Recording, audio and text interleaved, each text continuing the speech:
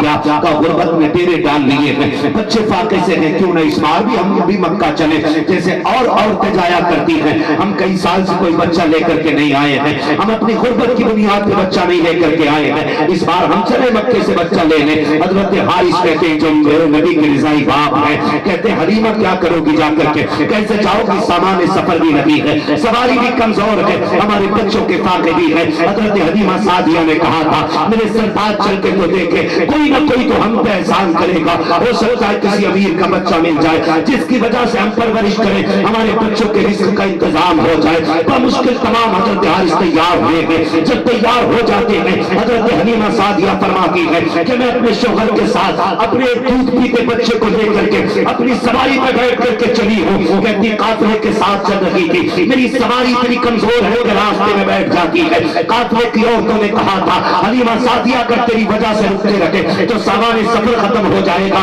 ہم بھی فاقے سے مر جائیں گے، پانی ختم ہو رہا ہے، یا تو ہمارے ساتھ چلنے کا وعدہ کر ورنہ اجازت دے تاکہ ہم تو اپنے سفر کو تیار رکھیں، ہم تجھ سے پہلے مکے میں جا سکیں۔ حلیمہ سعدیہ نے روتے ہوئے کہا تھا جاؤ، آج تک غریبوں کا کوئی ہوا نہیں ہے، اگر تم حلیمہ کو چھوڑ کر کے جا رہے ہو تو کون سے تعجب کی بات ہے، دنیا غریبوں کو نبھاتی کہاں ہے۔ حضرت حلیمہ سعدیہ نے اتنا کہا جاؤ تمہیں تمہارے مقدر کا ملے گا، ہمیں ہمارے مقدر کا ملے گا۔ یہ کہہ کے حلیمہ سعدیہ پیچھے رہ جاتی ہیں، ساری عورتیں مکے میں پہلے آتی ہیں۔ جب مکے کی عورتیں آ کر کے وہ ساری حلیمہ سعدیہ سے پہلے بچوں کو لے کر کے نکل رہی ہیں، تب حلیمہ سعدیہ مکے میں داخل ہو رہی ہے۔ تاریخ میں لکھا ہوا ہے جب عورتیں بچوں کو لے کر کے جا رہی ہیں، سب کی گود میں میرزادے تھے، حضرت حلیمہ سعدیہ دیکھ کے رو دیتی ہیں۔ حضرت حارث نے کہا تھا میری شریک حیات کیا بات ہے، کہا سرتاج بتاؤ تو صحیح، ہم تو بچے لینے کے لیے آئے تھے، بچے تو یہ لے چلی ہیں، اب کیا ہوگا؟ حضرت حارث نے یہاں تک کہا تھا میری شریک حیات چلو لوٹ کرے،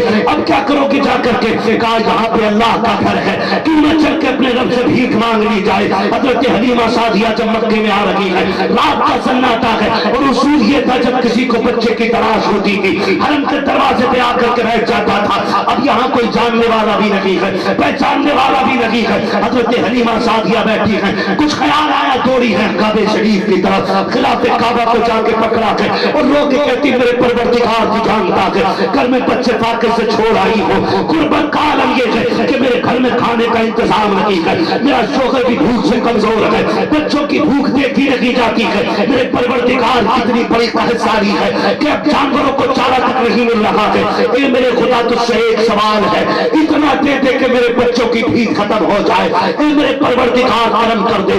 حلیمہ خالی نہیں جانا چاہتی ہے، ابھی اتنا رو کے